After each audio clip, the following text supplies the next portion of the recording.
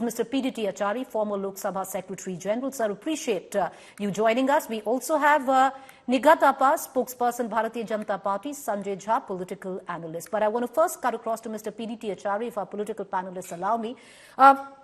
Achari, the fact is, in that letter per se, though you have Mr. Hiranandani state very clearly that he did give her expensive gifts, he alleges that he paid for the renovation of her new office in Delhi, he nowhere says that he bribed her to raise the questions. But the charge of sharing the password, is that enough to cause trouble where Mahua Moitra comes into question? What is the relevance of that? Now, sharing the password with another person in the context of the parliamentary work, is an unethical conduct. You cannot do that because the parliament has put a certain trust in the members when they, they can put questions and other things on that portal. So only the members are responsible for keeping it confidential. And if they share this with somebody else, so naturally, it is an unethical kind of conduct on the part of the members, and there is no doubt about it. If it is proved, that is the. So at the moment, these are all allegations. So these allegations will have to be proved. But if it is proved, then in my view, this may be an unethical conduct. Mr. Achari, is it enough to show that she shared the password and that is enough to say that there was an ethical breach? Or does one need to prove that she shared the password because she was, it was quid pro quo involved, or she was being bribed to raise these questions, therefore she shared the password? Or just sharing the password is enough, to say that this is a breach of ethics? Well, here, if you are asking me about the breach of privilege. Yes. Breach of privilege is a very settled law. And if a member of parliament takes money for, say, putting a question or presenting a bill or raising a discussion and things like that, then that amounts to corruption, and that would be a serious breach of privilege of the House. And the breach of privilege can be looked into by the Privileges Committee, Parliament, not Ethics Committee. Normally, the cases involving breach of privilege are examined by the Privileges Committee and not Ethics Committee. And then if it is a breach of privilege, if it is proved as a breach of privilege, then of course there will be serious consequences. It can lead to suspension, it can lead to expulsion, and so on, depending on the gravity of the offense. But sir, it's going to be heard right now, as per the Speaker has referred it to the Ethics Committee and not the Privilege Committee. So what will now come under the purview of the Ethics Committee?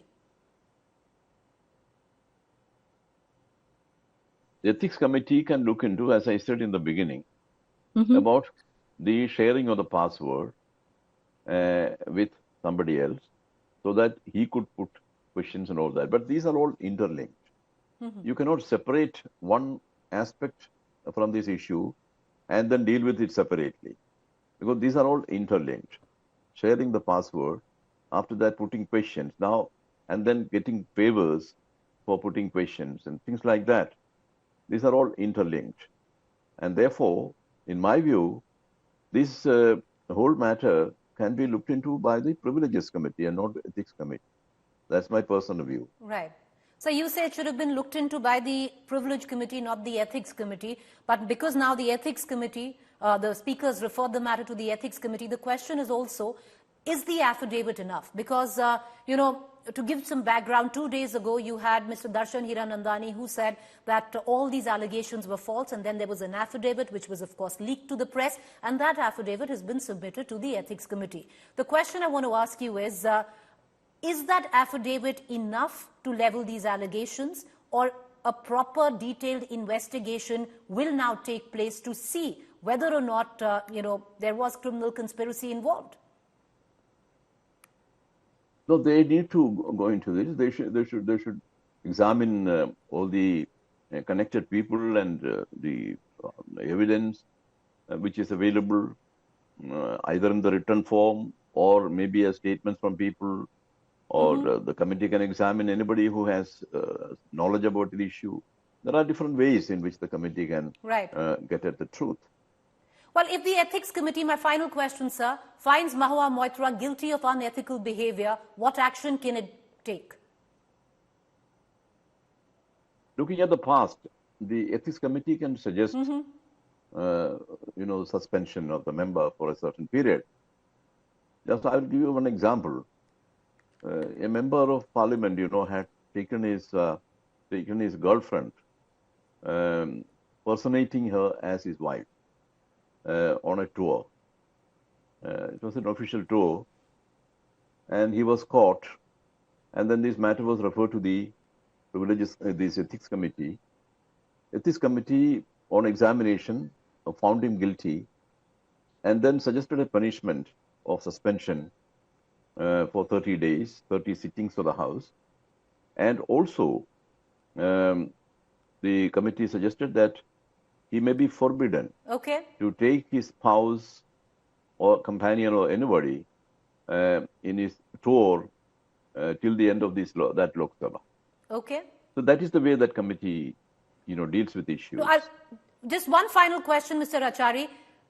Can the Ethics Committee suggest a disqualification of the member in question, or is it limited to suspension? So it normally takes maybe 1 month or 2 months or 3 months or whatever, depending upon the nature of the case. If they want to get more evidence, for example, in this particular case, they want to get more evidence, then naturally they will take more time. That's how it is. Is disqualification an option, Mr. Achari, of Mahua Moitra? No, not at all. All right. So disqualification is not an option for the Ethics Committee. It would be limited to suspension. Appreciate you joining us, Mr. PDT Acharya. India's #1 political reporter defines what seems to be happening, vendetta politics. कोई दूध के से धुला हुआ नहीं है. Unmatched eye, unmatched experience. The world has changed. My black hair has become grey as well. And with unmatched passion for the story. Do not monopolize the conversation. When it's 100% news that matters. It's News Today with Rajdeep Sardesai. Monday to Friday, 9 p.m. Only on India Today TV.